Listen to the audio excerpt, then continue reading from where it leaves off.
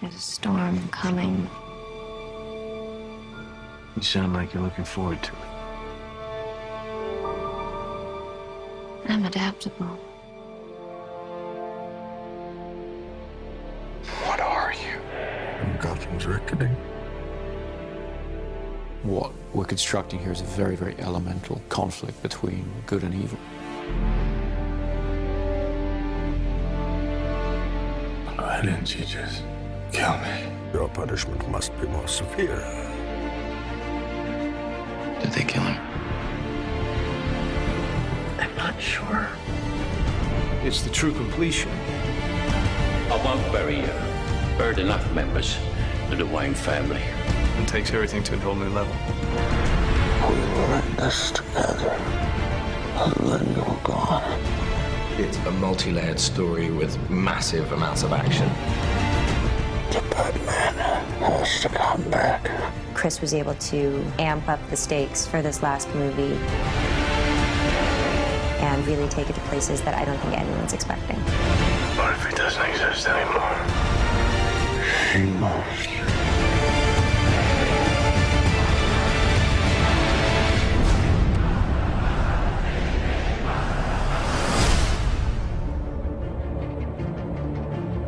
At the beginning of The Dark Knight Rises, we find a Bruce Wayne who's been damaged by his experiences as Batman.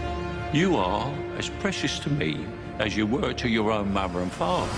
I swore to them that I would protect you, and I haven't. How much longer can he allow this pain to control what he does with his life? Alfred feels that it's his duty to help him find a way to put it behind him. You're not Batman anymore. It's about 8 years that Batman has been missing. And we've gotten to see what Gotham has become. Everything seems fine on the surface, but it's all built on this lie. I am the main sort of facilitator of that. It's a secret, I think, that's eaten away at him. So The Dark Knight Rises is about how that affects Gotham and how things begin to get worse once again. And now it's Bruce having to deal with a new threat to the city and to himself. The choice has to be made. Is Batman going to return? It's the true test of a hero. Confronted with their darkest fears, being taken all the way to the edge. How do they come back? Do you think he's coming back? I don't know. In The Dark Knight Rises, we have an incredible ensemble that we've put together. I remember seeing Christian in the makeup chair. There was a 3-year-old in me that was like, that's Batman. It never stops giving me goosebumps. Standing in the suit, where you walk down the steps and everyone just stops. I really wanted to see Batman meet his match. There's a new kid in town. This is the first time that Batman has come across anybody who is superior physically. Mr. Wayne. Wayne's not ready to be reasoned with. When Gotham is ashes, you have my permission to die. Some people want to watch the world burn, or Wayne's come to pull the pin on the grenade. Tom Hardy is an extraordinary actor. What Tom is able to do just with his expressions and his eyes, it's terrifying. Through the course of The Dark Knight Rises, we'll uncover more about what drives Bane, where he comes from, what he wants. Let the games begin. And none of it's good news. He made some mistakes. He's Kyle. Girls gotta eat. Selina Kyle has her own code of ethics, which sometimes involves doing things that other people might consider questionable. We have to have a way of grounding the character, realizing that Catwoman could just be this con woman, this grifter, this classic movie femme fatale, really. It's a brazen costume for a cat burglar. Yeah? Who are you pretending to be? I think Anne understood right from the first that she was going to have to do almost everything in the film herself. She has to be that character. She took it on in the most extraordinary way. The most important thing is to fit into Chris's Gotham City. My Catwoman has to be Chris Nolan's Catwoman. Don't be shy. When you cleaned up the streets, you cleaned them good. Pretty soon we'll be chasing down overdue library books. My character, John Blake, is a proud police officer. And in the midst of, I think, a lot of cynicism, he remains really idealistic and someone who really believes in what he does. We have a new character played by Marion Cotillard, Miranda Tate, a member of the Wayne Enterprises board, and she's trying to pull him out of his shell and get him back into the world. Don't worry, Master Wayne. Takes a little time to get back into swing of things. Alfred, as played by Michael Caine, has always been the emotional heart of these movies. You know what Alfred is? He is us in this incredible world. He's not tough like all the others. These conversations used to end with an unusual request. I'm retired. I would say Lucius is the brains. Yes, Mr. Wayne, it does come in black. But he also has grown to have a great fondness for Bruce. Lucius and Alfred. Between the two of them, we try to keep his moral compass pointed in the right direction. And Commissioner Gordon, to some extent, has been left on his own running the police in Gotham. Jim Gordon really is the conscience of Batman, isn't he? What's great with Batman's allies is that they really bring interesting questions that Bruce has to answer in his life.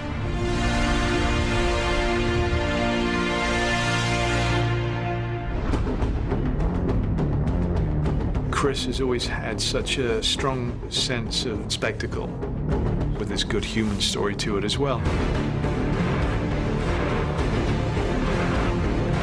He turns those big action movies into something very intimate and emotional. You feel very close to all those people.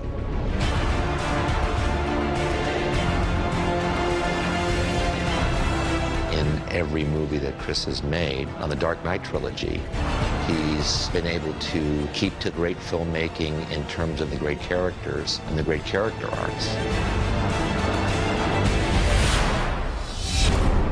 He creates whole worlds that you really can get lost in.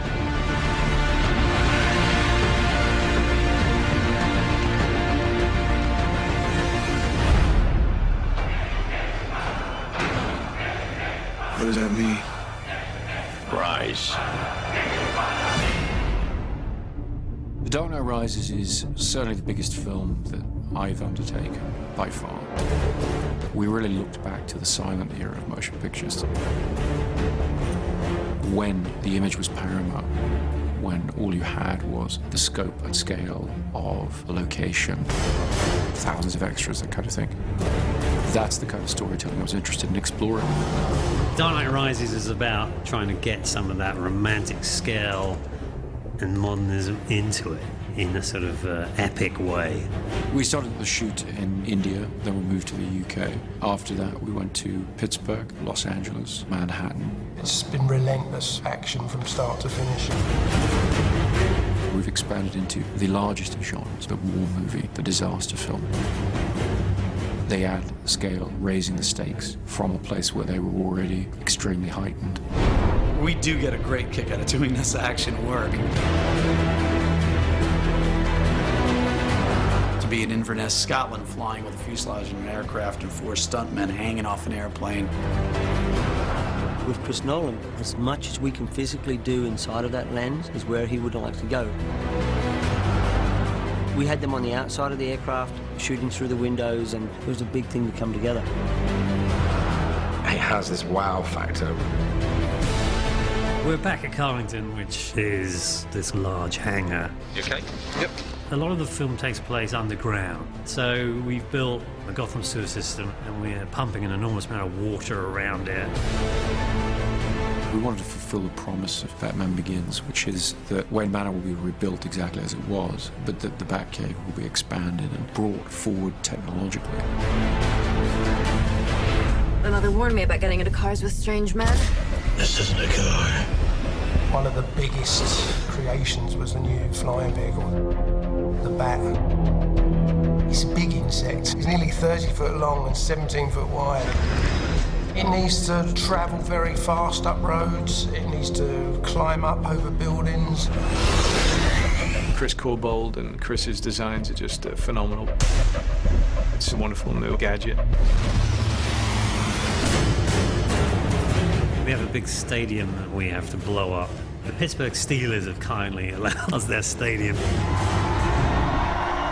We had almost 11,000 people turn up for one day's shooting to play fans of the Gotham Rogues. The biggest challenge is just the sheer scale of the operation that's going on. You know, we've got thousands of people in the stands, we've got multiple cameras, IMAX cameras. This is probably going to be one of the biggest, most demanding visual effects sequences in the film.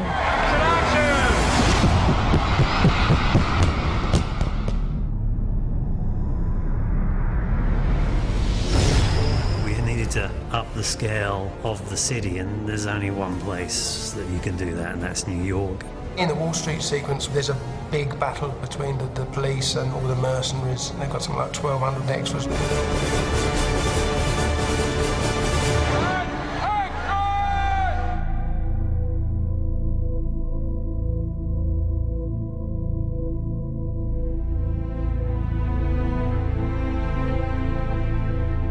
Chris really did want to shoot everything as real as possible, so there's no visual effects enhancing the amount of people that are in that scene. This was 8 months of preparation has gone into what you see here, working with the city, with the departments in order to control this set. Seeing that many bodies in the middle of Wall Street fighting each other, even if it was controlled chaos, it's still kind of like, wow.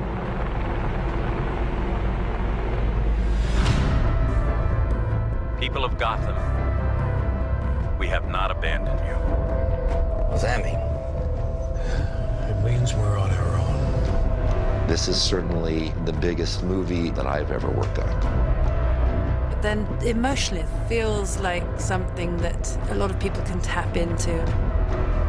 It's wonderful. It kind of brings things full circle. You see only one end to your journey. Sometimes a man rises from the darkness. Every great story deserves a great ending, and we've really tried to be true to that. The Dark Knight Rises is our attempt to give that great story its great ending. We want to destroy Gotham.